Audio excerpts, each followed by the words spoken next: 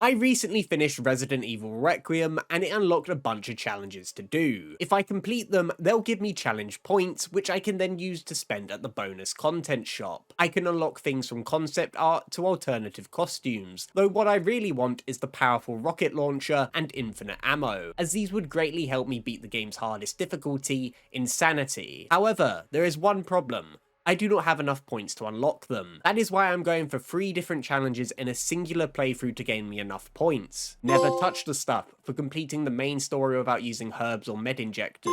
Minimalist, for completing the main story without Grace using the blood collector. And Speed Demon, for completing the main story by releasing Elpis within 4 hours. We're also making Speed Demon even harder, by playing in tabletop mode for the Nintendo Switch 2, which means if the battery dies before I complete the story, it is game over. Will the battery last long enough for me to beat the game while not being able to heal or craft certain items? Well, let's find out. First, let's quickly display the brightness and sound settings of the system. We're going to be skipping every cutscene as they would eat quite a large amount of time into the playthrough, so don't expect a story breakdown. Starting off as Grace, we make our way to the Wrenwood Hotel by walking down the street and cutting through the alleyway. Entering the building, we find the picture of ourselves with a key attached to it, saying to meet in room 204. We make our way upstairs and pick up the wire cutters in the toolbox to cut through the locked door. Making our way into the room, we interact with the dozens of pictures to trigger a cutscene that we skip. Here, we play as a young Grace with her mother, Alyssa. Following her through the building, we skip 2 traumatic cutscenes and return to the present day, where we repeat the same steps, but this time we interact with the painting where Alyssa had hidden her documents. Skipping another cutscene with the police officer who has become infected, we try to free ourselves off the clothing rack as he waves his shotgun about.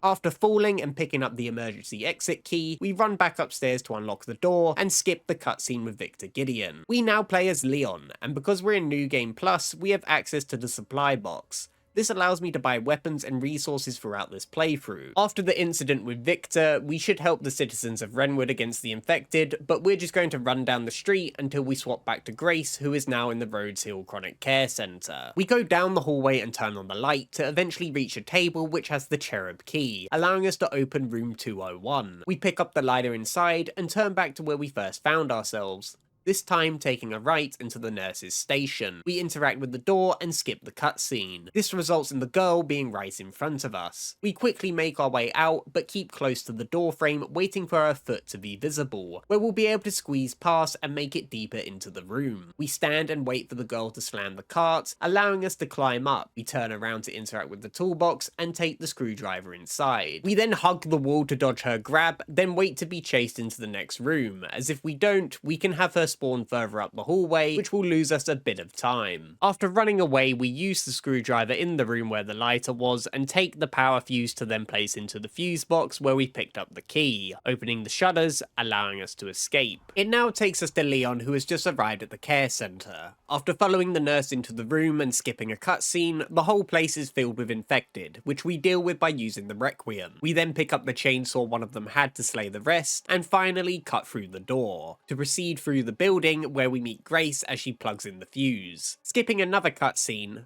Honestly, should I be saying that every time? Anyway, we're back to Grace and need to escape the care centre. We make our way down the central hall and enter the guard office to go into the medication room to pick up the West Wing key card. Travelling through the hallways into the kitchen, I use the only Requiem bullet I have on the chef to briefly stun him, and make my way into the dining room, then grab the ammo from the filing room, and make my way upstairs to enter the bar and lounge, running past the 3 infected to pick up Grace's weapon, and open the safe to pick up 3 antique coins. I dispose of 2 of the infected before going deaf from the singer and run into the chairman's office to pick up the puzzle box which has the red jewel and then the moon quartz from the other. I make my way downstairs to the parlour to use the red jewel to open the door, but before that I quickly shoot the chef down before he chops me up. Inside the parlour I use my 3 coins to get the hip pouch, increasing my inventory space, and then pick up the East Wing key card. We enter the hospital ward and there are loads of infected. I get rid of one with with the hemolytic injector and briefly stun the others, where I then enter the corridor with 3 infected walking right towards me. This is where I make use of a glitch that allows us to give the Requiem bullets without actually having any. By moving the Requiem out of the inventory, then our other gun, we place the other one back in, and then the Requiem. We quickly use the shortcut to equip it. It should show us having ammo, and I can easily one-shot the 3 in front of me. This gives me a clear path to the lead researcher's office. I take a right after the stairs to pick up the ID wristband, which causes Chunk to spawn, and by using that glitch, I can quickly defeat him and make my way into the conference room to get the corrosive. I use Grace's gun to stun some of the infected before making my way back to the office to skip the cutscene with Victor, then go back inside to use the corrosive to pick up the sun quartz. I make my way back downstairs and open the shortcut through the waiting room to be back in the central hall, where I place the quartz into the door to free up inventory space. With the ID wristband, I can make my way into the west wing and open the locked gate next to the kitchen, where I can pick up the wrench in the office, and enter the garage to find the organ box. We input the correct code to get the artificial lungs, and deal with the bulldozer straight after. Exiting the garage, we take the stairs next to the office to cut through into the kitchenette, and go downstairs to find ourselves at the cold storage. The handle will break off, and we use the wrench to get inside, then pick up the artificial heart. With both items obtained, we can make our way back to the examination room in the hospital ward to place these items into a patient. After dealing with it, we take the next level ID wristband, which will now allow us to enter the isolation ward further in. This is where the security manager's office is and the next quartz piece. We interact with the notebook to reveal the code for the puzzle box, but this time the engravings are scratched, but the braille is still visible. So we need to go get Emily in the medication room. This is where I make my first mistake, as a few infected get up in the isolation ward, and I decided to leave them, because when you pick up Emily, it makes other interactions like using your gun impossible. This meant trying to dodge and weave around a couple of infected, but I failed to do so and get grabbed twice in a short duration, resulting in a death. The next attempt, I only get grabbed once and place Emily in front of the puzzle box. We have a short tower defense phase against a bunch of infected. The blister head got a little too close for comfort, but we are successful as Emily managed to get the star quartz. But it all goes wrong as she is abducted by the girl, and Grace must jump down into the basement to rescue her. We now play as Leon after the interrogation with Victor and make our way through the attic. I bought the shotgun from the supply box to use against the upcoming Chunk, then while his death animation occurs, I pick up all the ammo around and take the exit, which puts us into the chairman's office. We then take a left to find the staircase taking us up to Victor's office, making sure to shoot the explosive before the infected throws it at us. Breaking into the room, we enter the furthest part to pull a secret switch that will slowly open where we need to go. This results in having to fight a bunch of blister heads, and I make sure to target their kneecaps with the shotgun to easily trigger the hatchet execution. After they are all defeated, we can continue onwards where Leon will do some research. Back as Grace to rescue Emily, we travel through the basement until we reach the holding cells where she is being kept. However, to free her, we need 3 joint plugs to power up the place. We take the one in front of us, and as we turn around, the girl will drop from the ceiling, but we just run past her into the furnace room and place the plug into this fuse box to open the locked door, as well as turn on the lights to prevent the girl from chasing us. In the next room, I open the safe to get some ammo, then take the second joint plug and need to backtrack for the first. However, a conveniently placed infected blocks the path where I must use my limited ammo. I travel back to where we entered the basement to place one of the plugs to enter the boiler room and pick up the square socket wrench, but as we're trying to leave, the girl comes down from above to feast on one of the bodies inside. I shoot to her right, which grabs her attention, and I slip my way through the hole in the fence. He spawns again on our way back, but we enter the safe room and save then reload to stop the aggression. Next, we enter the collection pool beside the furnace room and headshot the infected to stun him. This allows us to freely open the panel he was guarding with the wrench and place both joint plugs inside. This opens an entrance that takes us into the processing room, where we pick up the forklift key and use it on the machine so we can get some ammo and another hit pouch in the next room. With the key, we need to return to where we got the second plug. As we make our way there, we travel through a tunnel, and turns out if you look down during the jump scare, you can just walk by without getting startled. We pick up the 2 joint plugs from where we left them and use them like how we did before. This is where a bunch of the infected previously inactive start to get up and be a bit of a problem. So we kind of just move around them and use our gun if we have to. As we make our way closer to the forklift, the girl is patrolling inside. So I make use of the Requiem to stun her, then and place the joint plug into the machine to bring power back. We turn on the forklift to unblock the way into the inspection room, and follow the hanging bodies, where we push this cart to go back to a lever that upon using will switch the bodies into the opposite direction. We follow through once more until we reach the blood processor. We drain it and make our way down the ladder to get the final joint plug. However, the ladder pulls up and the processor activates. To avoid being shredded, we walk against the conveyor belt and occasionally shoot the infected who get too close to us. Eventually, the process is completed and we can get the final plug. One more loop around to retrieve the remaining ones. The girl will drop down from above after we remove them, so we just plug it back in to restore the light and she retreats away. Back to the holding cells to power them on, we rescue Emily and run towards the elevator, then button mash to move the object preventing our escape. However, the girl begins to scale the elevator shaft and tries to break in from the roof. More button prompts to open the door, we successfully escape and with star quartz in hand, open the locked door in the central hall, taking us outside to the courtyard.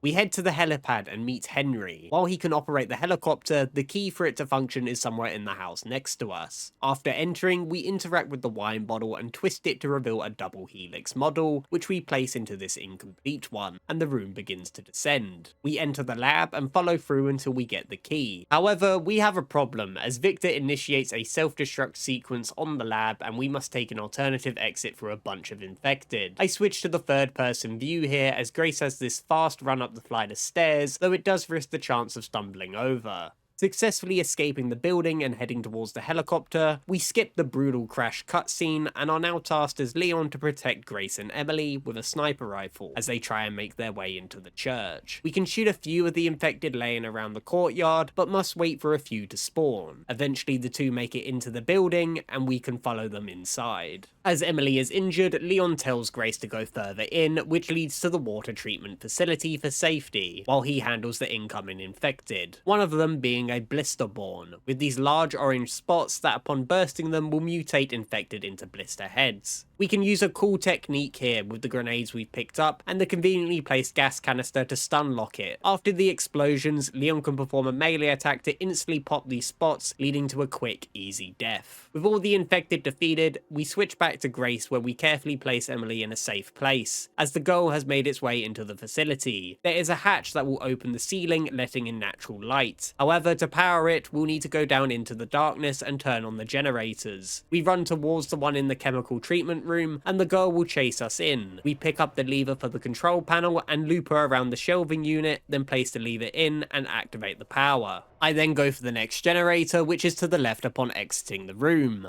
But turns out I was too slow and die. I then must repeat what I had just done, but this time I was quick enough for the girl not to spawn on the second one, and I have a free passage to the last generator. It is too stiff to turn, which means we'll have to hold it. However, the girl drops down from the vent, though we can just use a Requiem bullet to stun her while we hold the lever. With power restored, I can use the elevator back up to the hatch, and this is where I check the battery life. After roughly an hour and 14 minutes, it was at 54%. The girl follows me as I am about to open the hatch, and the sunlight comes through, melting her away. We then return to Emily and skip the transformation cutscene. We're then tasked as Leon to handle the matter. With more story scenes skip, we're now in Raccoon City. I decide to upgrade my shotgun before eventually meeting the giant spider down the street, and we make that fight end quick with the new upgrades. Following the linear path, we make it to the roadblock where we need to detonate a bomb to destroy the gate. We head towards the camp, picking up the file which lists where the locations of the parts for the bomb are, and turn on the generator, then interact with the supply box before heading into the building in front. We sprint past a lot of the infected, only killing a few here and there for the credits, as upgrades are still important. Eventually we'll make it to the first part, the distributor. We then use our binoculars to help identify where to go next. We can open the locked door by the camp with the keys we just picked up in the previous building, then follow along the path until we enter the underground parking garage, and to unlock the gate,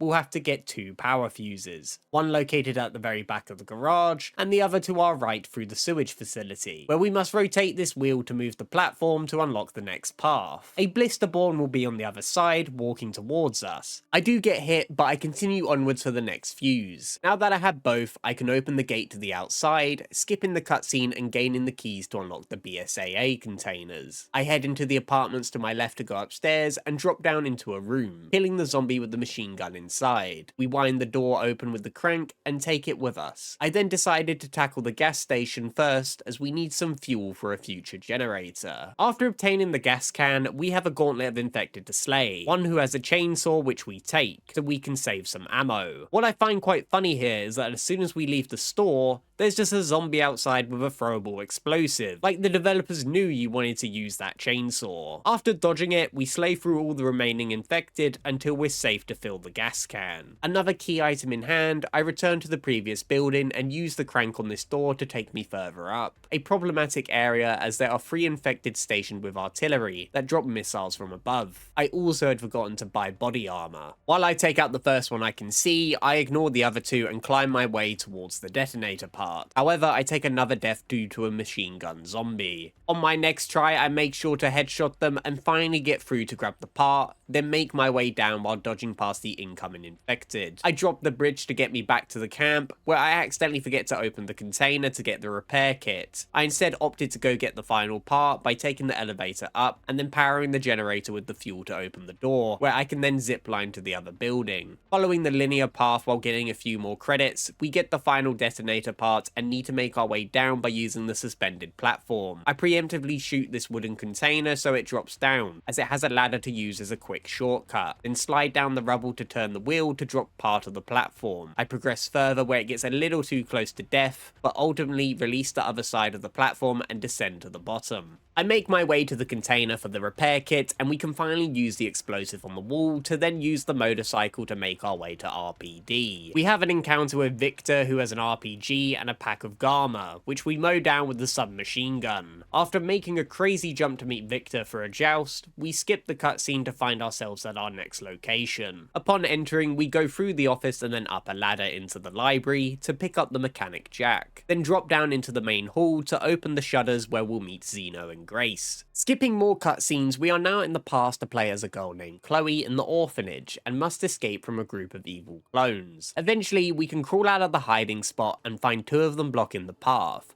So we simply head back and wait a moment for a sound cue, which means we can return to where we wanted to go. We turn on the light in the director's room and pull out the drawers to climb up, allowing us to grab the hatch key. One of the clones throws themselves through the window, but we just ignore this and spam the button to open the hatch, then descend. We'll end up in the underground chapel where we wait for these doors to open. However, we're too short for the ladder, so we pull this lever to activate power for the crypt, where we adjust these coffins to climb into the locked area and pick up a fire poker. Unlocking the door, we go to where we were headed, but this time the clones are extremely close. We run past them and pull the ladder down with the fire poker to climb into the storage closet of the research lab, closing the hatch behind us. We'll eventually reach a meeting room where we flick through the presentation and skip the cutscene again. We return as Leon and have an encounter with the Tyrant, in which I stupidly die by the sharp metal beam that it slices through the building. This time I give myself more space and run past it to escape outside to go through Kendo's gun shop to go to the orphanage to get to Ark. However, the Tyrant blocks our way and we just gun it down with our variety of weapons. Onwards into the orphanage and through a secret passage, we end up in a heavily destroyed train station and encounter the Plant 43, which resides in this massive crater that we need to go through. We parry some of their attacks and tank the others until we meet the giant plant, which we defeat by burning it up with the explosives that accidentally get released from the container underneath it. As I am about to enter Ark, I check the battery life after roughly 2 hours and 14 minutes, 14%. We go deep into the facility and interact with the computer to identify where Zeno and Grace are. However, we're ambushed by elite soldiers, but a simple stacked hand grenade is enough and we press on into the next room filled with even more enemies. I managed to take out a few but run out of body armor before dying. After respawning, I'm more careful and trigger the next set of soldiers to come through the vent. We can easily kill them with a grenade, but I was a little too early, meaning I needed to slowly deal with the lone riot shield soldier.